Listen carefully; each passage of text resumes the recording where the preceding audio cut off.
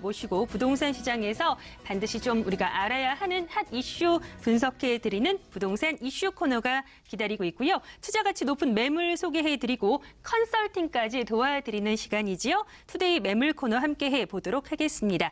자, 이어지는 2부에서는 조화룡 전문가와 함께 투데이 매물 코너로 알찬 매물 정보들 만나보실 수 있으니까 오늘 이 시간 기대해 보셔도 좋을 것 같습니다. 참여 방법 안내해 드릴게요. 방송 보시다가 소개되는 매물 관련해서 전문가와 1:1 상담이 필요하다 하시는 분들, 그리고 부동산과 관련해서 좀 답답한 고민이나 이 궁금증을 안고 계셨던 분들은요. 하단에 나가고 있는 무료 상담 전화 다들 편안하게 이용하고 계십니다. 서울 지역번호 02-3772-0209번, 3772-0209번 무료 상담 전화 이용해 보셔도 좋겠고요. 문자는 샵 3772번 통해서 함께해 보실 수가 있습니다. 더불어서 이데일리 TV의 데일리 부동산 게시판에 궁금증 남겨주셔도요. 저희가 한 분 한 분 친절한 상담 도움 말씀드리도록 하겠습니다. 자, 데일리 부동산 1부 본격적으로 좀 출발을 해보도록 하죠. 함께해 주실 전문가와 인사 먼저 나눠보겠습니다. 도시계획연구소의 이혜리 이사 모셨어요. 안녕하십니까? 네, 안녕하세요. 네, 이사님 반갑습니다. 우리 이사님과 함께 다양한 정보 드릴 예정인데 먼저 부동산 투자와 관련된 그 재테크부터 부동산 세테크까지 알아보는 부동산 이슈 코너로 출발을 좀 해보도록 하죠. 오늘을 준비해 주신 강의는 어떠한 주제인지 바로 좀 시작해 주실까요? 네, 알겠습니다. 오늘은 세법 중에서도 양도소득세에 대해서 굉장히 관심들이 많으시지요. 일단 어떻게 절세를 해야 되는지라든가 특히 양도소득세에서는 비과세 부분에 대해 문의를 많이 하셔서 일단 가장 기본이 되는 1세대 1주택의 비과세가 어떤 것인지 정의를 알아보고 그럼 이런 1세대라는 요건은 어떻게 이루어지며 주택의 개념은 어떻게 이루어지고 그리고 세대 분리하는 방법이라든가 아니면 어떤 조건들을 알아보겠는데요. 그럼 일단 정의를 한번 보겠습니다.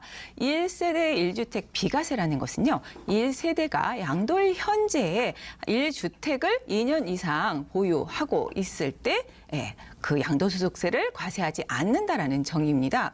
그런데 여기서 주의하셔야 될 것은요. 보유 기간이지 2년을 거주하지는 않으셔도 된다라는 거 주의하시고요. 그 이외에도 대신 국내에는 거주를 하셔야 합니다. 최소 183일을 거주하셔야 자격이 되신다는 거 주의하신다면 어느 정도 이해가 되셨을 텐데요. 단 그 주택의 가격이 9억 원을 초과할 경우에는 그 고가 주택으로 해서 일부 과세가 된다는 것 또한 주의하시면 어느 정도 그 비과세에 대한 정의는 섰고요. 그 다음에는 그 주택 세법에서의 주택이라는 것은 조금 민법하고는 다릅니다만 그 물리적인 것보다는 어떤 실질 과세의 세법은 매겨지기 때문에 어떤 용도로 사용하느냐가 상당히 중요합니다. 그래서 주택의 개념이 어떤 허가나 공구상의 용도와는 관계없이 일단 주거로 사용을 한다고 하면은 1주택으로 봅니다. 그래서 그 무허가 건물에서 주거로 사용을 하신다 했을 때는 이 또한 1주택으로 본다는 거에 주의하시고요.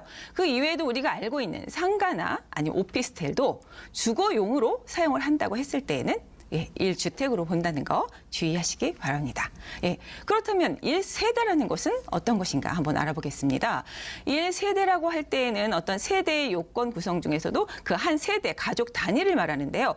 1세대는 일단 거주자와 함께 그 배우자가 그들과 함께 그 주소지나 거소를 같이 하고 생계를 같이 하는 가족 단위를 얘기하는데요. 거기서 그들이 어떤 조건인지 보겠습니다. 그들이라 하면 그 배우자까지 포함을 해서 그 형제 자매나 직계 존비속을 얘기하는데요. 직계 존비속이라 하면 할아버지, 할머니 아니면은 밑에 손자, 손녀 이런 관계들을 말하고요. 그리고 형제 자매까지도 포함을 합니다. 그래서 형제 자매도 나의 형제 자매, 거주자의 세대주의 형제 자매뿐만 아니라 배우자의 형제 자매까지도 포함이 되고요. 또 주의하실 점은 형제 자매의 배우자는 포함이 되지 않는다는 거 주의하시면 될 것 같습니다.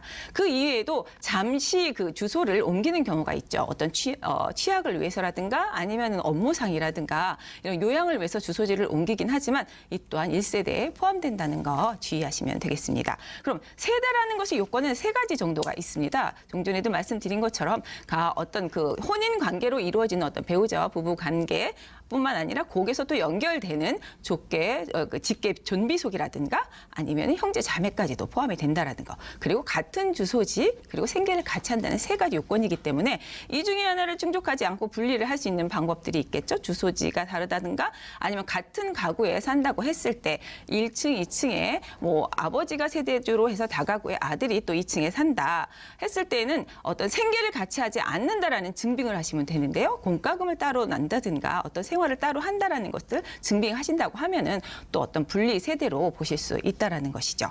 그리고 많이 하는 질문들이 있으십니다. 질문 중에는 주소지만 옮기면 되나요? 라는 질문이 있고요. 그다음에 언제쯤 또 그 분리 시점을 보나요가 있는데요. 일단 주소지를 옮겨서 주민등록상에 주소지를 옮긴다라고 하는 건 조금 개념은 다릅니다. 왜냐하면 세대와 주민등록이라는 것은 조금 달라요. 세법에서의 세대는 실질적으로 같이 그 생활을 거주를 하느냐에 초점을 두고 있고요. 주민등록은 주민등록법상의 어떤 기재에 좀 단순하기 때문에 조금 다른 의미로 쓰인다라는 거 주의하시고요. 그다음에 어떤 시점에 있어서는 양도일 전까지만 세대 분리를 하시면 되는데요. 그 양도일 전의 기준은 그 잔금 청산일과 그다음에 소유권 이전 등기 중에 빠른 날을 선택하실 수 있습니다. 그렇다면 이 그 분리 세대 가능 조건이 있습니다. 일단 뭐 미성년이든 성인이든 혼인을 하였을 경우에는 그 혼인 분리가 가능하시고요. 그리고 30세 이상이 되셨을 때 또한 분리가 가능하십니다. 그렇지만 그 19세 이상에서 30세 미만까지 그 어떤 독립적인 생계가 충족되지 않았을 때에는 분리가 가능하지 않으신데요. 그렇다면 독립적인 생계의 기준이 있습니다. 그냥 뭐 내가 알바를 한 뭐 25세의 청년이 알바를 하고 원룸에서 산다 했는데 그 아르바이트비가 한 뭐 60만 원 정도 된다 한 달에 했을 때는 충족이 되지 못합니다. 왜냐하면 최저 생계 비용이 있습니다. 월 그 한 64만 9,932원이 우리나라의 최저 생계 비용이기 때문에 이게 충족이 되느냐 되지 않느냐에 따라서 분리가 가능하고 가능하지 않다라는 것이고요. 그리고 마지막으로는 그 미혼인 19세 미만의 그 미성년자는 세대 분리가 가능하지 않고요. 또 부부 또한 생계를 달리하든 아니면은 주소지를 달리하든 분리가 가능하지 않다는 거 주의하시면 되겠습니다. 네, 이처럼 지금 다 알아봤는데요. 알아보면 이 기준 시점들은 주의하실 거는 그 양도일 전까지의 어떤 기준이라는 거 주의하시고 여기까지 하겠습니다. 네, 들어보도록 하겠습니다. 우리 이혜리 이사님께서 열변을 더해주셨어요. 아주 일목요연하게 오늘따라 특히 더 설명을 해주신 게 아닌가 싶습니다. 우리가 그 주택과 같은 부동산을 처분하는 경우에는 양도세를 반드시 납부해야 하는데요. 경우에 따라서는 양도세 비과세 혜택을 받을 수도 있습니다. 따라서 어떤 경우가 있는지에 대해서 미리 사전에 알아둘 필요가 있는데 오늘 이혜리 이사님께서 가장 기본이 되는 1세대 1주택과 관련된 내용 살펴드렸으니까 자세하게 확인해 보셔도 좋을 것 같습니다. 사실 뭐 저 같은 경우에도 그렇고요, 이사님. 부동산 세테크, 세금과 관련된 이야기는 물론이고 정부의 정책이나 뭐 다양한 지역 정보들 아무리 공부를 해도 그때뿐이고 시간이 지나면 또 어렵게 느껴지더라고요. 그런 분들을 위해서 이사님께서 세미나 이런 주제로 준비해 주셨다고요? 네, 그 저희 세미나에 오시면 특히 그 어떤 절세 팁에 대해서 좀 투자 전략과 절세 팁에 대해서 좀 더 구체적으로 시간 관계상 짧게만 말씀드렸지만 좀 더 구체적이고 실질적인 사례까지 들어가며 좀 더 알아볼 수 있을 것 같습니다. 여기까지만 너무 아쉽습니다. 자세하게 세미나 관련해서 듣고 싶다 하시는 분들은요. 1:1 전화 상담 통해서 이사님께서 말씀해 주실 건가 봐요. 02-3772-0209번으로 전화 주신다면 세미나 관련해서 지금 방송 중에 못다한 말씀들 들어보실 수가 있으니까 하단에 전화번호 이용해 보시면 되겠습니다.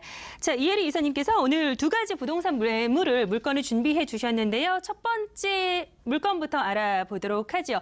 전월세 그 거래 비중이 많은 반면 수요는 풍부한 반면에 신축 주택이 귀한 지역이라고 합니다. 네, 중구에서 첫 번째 매물 확인해 보도록 하겠습니다. 네, 중구 신당동의 신축 투룸 다세대 주택입니다. 5호선과 6호선 더블 역세권이죠. 청구역에서 도보로 1분 초 역세권에 위치하고 있습니다. 대지 면적이 21제곱미터, 실 전용 면적이 35.21제곱미터고요. 지난 5월에 준공이 완료된 신축 건물입니다. 6층으로 구성이 되어 있는데요. 이번 물건은 로얄층인 5층에 위치하고 있고요. 방 2개, 욕실, 거실, 주방의 투룸 다세대 주택 중구에서 만나보도록 하겠습니다. 네, 워낙에 유명한 지역이기도 하고요. 워낙에 그 전월세 거래에는 많은 반면에 신축 건물이 귀하기로 이름난 지역이기도 합니다. 우리 전문가님의 분석을 들어볼 텐데 일단 이 매물을 추천해 주신 이유가 궁금해요. 어떻습니까? 예, 일단은 그 소형 주택에 대해서는 앞으로 거래량이 상당히 많아지고 수요층이 많아지기 때문에 소형 주택들을 많이 소개해드리고 있습니다. 그 중에서도 신당동이라는 지역은 중구에 위치해 있습니다. 그래서 중구라는 지역 자체가 어떤 업무나 상업 지역들이 예, 한 70% 정도 상당히 많이 입점해 있는데 비해서 주택들이 부족한 상태입니다. 그만큼 수요는 많지만 공급이 적다라는 것은 그 가격에서나 어떤 임대에 있어서 상당히 유리한 조건들이라 소개를 해드리게 됐습니다. 그렇다면 이 지역의 어떤 그 입지를 한번 말씀드릴게요. 입지가 일단 가장 좋은 소형 주택에서는 가장 중요한 그 역세권에서도 예, 초역세입니다. 한 도보로 1분 정도 거리인데요. 청구역 5호선, 6호선의 더블 역세권으로서의 초역세권이라는 것이고요. 이 초역세권의 어떤 그 지역에서도 보면은 5호선이나 6호선이라는 자체에서도 어떤 도심까지도 예, 바로 한 10분, 15분이면 진입을 할 수 있는 상업지역의 동대문 역사문화공원역이라든가 아니면은 뭐 광화문, 종로 일대 업무지역까지도 예, 10분에서 15분이면 예, 출퇴근이 가능하시고요. 그 이외에도 뭐 6호선 같은 경우에는 뭐 이태원역부터 해서 선호 일대까지도 다 진입이 가능하시기 때문에 상당히 입지 여건이 훌륭합니다. 네. 추천해 주시는 이유와 함께 정확한 위치 분석 들어보고 오셨습니다. 말씀 들어보니까요. 뭐 서울역이나 서울시청 명동이나 뭐 동대문까지 상업이나 업무지와 상당히 밀접한 위치에 자리하고 있다라는 것. 주거지 비율이 상당히 낮은 지역이라고 합니다. 그 말인즉슨 일단 신축 건물 이렇게 1, 2인 가구가 거주할 수 있는 전세나 월세로 거주할 수 있는 건물이 부족하다라는 말씀인데 바로 그러한 곳에 이번 주택이 신축으로 지어졌다라고 하고요. 지하철역 그것도 2개의 노선을 이용해 보실 수 있는 지하철 청구역에서는 도보로 불과 1분 거리 초역세권에 위치하고 있다라는 정도로 제가 다시 한번 정리를 도와드리겠습니다. 향후에 이번 주택 수익형으로 운영해 보시다가 매도해야겠다, 청산해야겠다라고 생각할 때 시세 차익을 기대해 볼 수 있을지는 개발 호재를 좀 들어봐야겠죠? 네, 맞습니다. 그 개발 호재는 이 수익형 이외에 시세 차익도 생각해 볼 수 있는 게 개발 호재인데요. 그래서 이 지역의 개발 호재는 지금 뭐 강북 최대 개발 호재가 있습니다. 그 강북에 한 뭐 1조 원대 지가가 되는 그 미 공병단 부지나 아니면 국립의료원 부지는 지금 앞으로 뭐 상업 업무뿐만 아니라 뭐 쇼핑타운이라든가 패션타운 등 그런 복합 단지로 개발을 했을 때에는요 상당한 큰 규모가 되기 때문에 지금도 70%의 어떤 그 상업 지역이나 업무 지역으로 포진되어 있는 중구 지역이 더더욱 더 많은 업무 상업 지역들의 호재라는 것은 지가 상승에도 큰 도움이 될 것 같습니다. 그 이외에도 지금 뭐 보면 동대문 디자인 플라자 인근에 보면 서울경찰청 기동대 부지가 있는데요. 이곳 부지는 지금 서쪽으로 이주를 하고요. 그곳에 앞으로는 그 외국인의 어떤 편의 시설들을 위한 어떤 그 호텔이라든가 컨벤션 센터라든가 그런 입점들을 하는데요. 이런 입점들은 외국인들이 그만큼 많이 찾는다라는 얘기입니다. 왜냐하면 외국인이 중구에 찾는 비율은 서울에서 외국인이 찾는 비율에서의 78%를 차지합니다.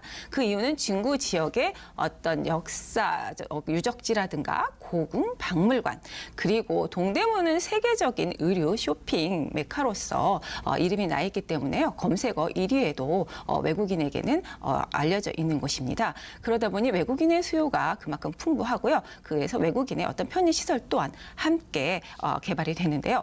이는 또한 한번 생각해 보실 수 있는 게 외국인에 대한 단기 렌탈도 가능하시다는 걸 한번 중구 지역에서는 생각해 보실 수 있고요. 특히나 초역세 지역이기 때문에 어느 곳을 가든 사통팔달이 가능하다라는 것들이 또한 이점이 될 것 같습니다. 교통 좋은 곳의 초역세권 지하철역에서 불과 1분 거리 이 물건보다 더 가까운 물건 찾아보시기는 좀 어렵지 않을까라는 생각이 듭니다. 지난 5월에 준공이 완료된 신축 건물인데요. 어떠한 모습인지 미리 좀 살펴주시면 어떨까요? 네, 지금 이미 완공이 되셨기 때문에 가서 임장을 해서 보실 수가 있는데요. 일단은 견고한 그 대리석으로 외장이 되어 있고요. 그리고 어떤 그 두 동으로 되어 있기 때문에 단지형을 이루고 있어서 아무래도 관리나 기타 등등에 있어서의 그 편리함이 있고, 그리고 층이 중요합니다. 층에서의 5층, 그러니까 6층 중에 5층이라고 하는 건 가장 로얄층으로 보실 수 있는데요. 특히나 어떤 도심 지역에서는 통풍 관계라든가 조망 관계가 그렇게 좋은 곳이 많지는 않습니다만 지금 이곳은 조망 또한 그리고 통풍도 상당히 우수한 곳이기도 하고요. 그다음에 이 지역 자체의 어떤 개발 호재로 해서 주변에 지금은 조금 낙후된 건물들이 있으나 이미 그 더블 역세권으로 이용한 그 신당 청구나 이 지역들은 앞으로 종합 계획 발전 계획이 수립되어 있기 때문에 지구 단위 계획으로 해서 곧 개발이 들어가고 11월 달이면 또 구체적인 방안까지 나오는 호재가 있습니다. 이미 준공이 완료된 건물이니까요. 주말 이용해서 우리 이혜리 이사님과 임장 나가 보시기를 추천해 드리도록 하겠습니다. 신당동의 신축 투룸 주택 지하철역에서 1분 거리 다시 한번 강조를 해드리겠고요. 어느 정도 가격이면 접근이 가능할까요, 이사님? 지금 이 지역의 가격은 2억 8천만 원이 되겠습니다. 그래서 이 2억 8천만 원에 또 갭 투자를 이용하실 수 있는 게요. 한 전세가 2억 4천만 원 정도이기 때문에 한 4천만 원 정도의 갭 투자 하실 수 있고요. 또 이 수익형으로도 상당히 우수하기 때문에 그냥 월세를 그 한 8천만 원 정도의 실투자금이 있으시면 월세를 이용하실 경우에는 공실 없이 안정적인 또 수익형으로도 가져가실 수 있습니다. 그래서 보증금이 한 3천만 원에 한 85만 원 정도의 그 임대료를 보고 있습니다. 전세 안고 갭 투자하실 경우에는 4천만 원 소액 투자하셔도 좋고요. 나는 좀 따박따박 월세 수익형으로 받아보고 싶다 하시는 분들은 월세 투자도 가능하다라는 말씀까지 챙겨드렸습니다. 투자하실 분들을 위해서 유의사항도 살펴주실까요? 네, 일단은 유의사항은 이미 완공이 된 건물을 임장을 하셔서